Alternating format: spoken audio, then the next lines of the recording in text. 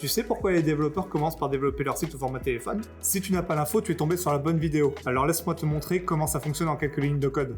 Pour comprendre ce principe, il faut savoir qu'en France, 75% du trafic web s'effectue sur mobile. C'est pourquoi un site web doit être responsive afin de s'adapter à n'importe quel type d'écran comme le téléphone, la tablette et l'ordinateur, et même, sauf pour quelques cas spécifiques, être mobile first, c'est-à-dire penser avant tout pour le mobile. Mais cette façon de faire a aussi un intérêt pratique. Nos téléphones étant généralement moins puissants que nos ordinateurs, en développant notre site par défaut au format téléphone, le navigateur n'aura pas besoin d'effectuer de calculs supplémentaires pour gérer cet affichage, les propriétés ajoutées étant déportées sur le PC. Et c'est là que vous vous demandez comment ça fonctionne.